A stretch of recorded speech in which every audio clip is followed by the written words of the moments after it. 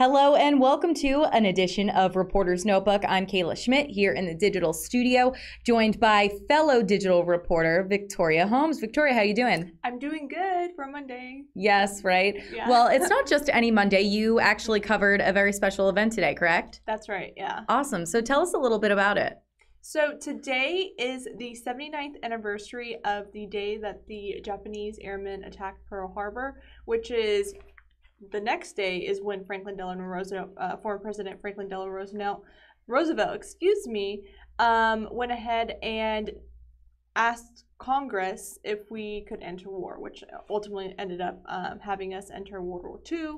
So it's one of the most famous days in American history, and it's one of the days that makes many Americans, or is highlighted as being the day that made many Americans realize how important freedoms are, and that our freedoms were under attack that day.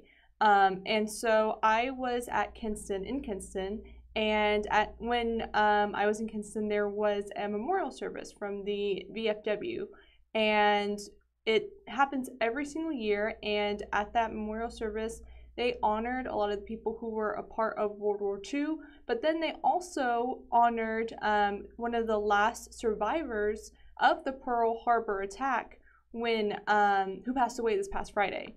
And he was there last year, and he was supposed to be here this year, but then his unfortunate, untimely death, he wasn't able to be there. But of course they honored him. They honored his memory, and it was very poetic in a way, because it was raining this morning. It was at 8 a.m. It was the courthouse in the Lenore County Courthouse, and it was rainy, but it wasn't like pouring rain. It was just kind of like very, very like light drizzle. And some of the people who were speaking were talking about the day. You know, they weren't alive during that day, but they were talking about like the events that happened that day, and the next day how President Roosevelt entered Congress and asked them to enter World War II, and some of the values that Americans had back then and even today, and some of the freedoms that Americans had back then and today. And it was just, I felt like I was in some sort of novel. I felt very fly on the wall. I felt I was really just living a part of history. And following the memorial service, people went over to a GI museum, and there was an actual artifact from that GI museum where it was an airman's hat.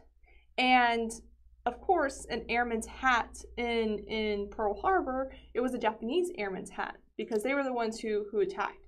And so I got to touch that, and I was like, I'm touching history. Like, this was on someone's head. It was on what was then the American enemy's head, and it was something that felt surreal.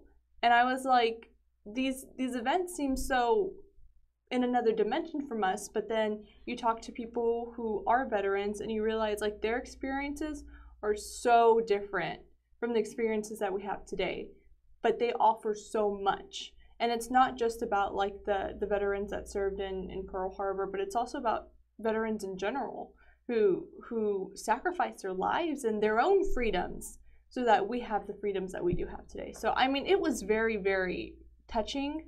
I felt like a journalist. I felt like a reporter. I felt very, very like, this is a matter of fact. I'm taking the record of what these men and women did, and I hope that 30 years from now, someone can look back at what we did today and say, oh, okay, so this is just a little page in the history book of America. And so it was really cool. I really enjoyed it. That is awesome. Yeah. And you said it was a hat that you got to touch? It was a pilot's hat. On the inside, it was like wool. Like, I'm not sure what animal was on the inside, because I don't know what animals are in Japan. But on the inside, it was like very, very soft, and on the outside, it was like leather. And it was it felt kind of small, like a child's cap, and that kind of like, I don't know, for some reason that really like made me like feel like in my heart like, oh, like these were like real people, and just like some of the things that you have to go through and see and experience. And I was just like, it was just very, very surreal for me, because I've never really been in a situation where I was in a place where I could touch something that was so significant on a day that was so significant to American history. So that was amazing. Thank you, Victoria, and thank you so much for watching. See you next time on an edition of Reporter's Notebook. Thanks for watching.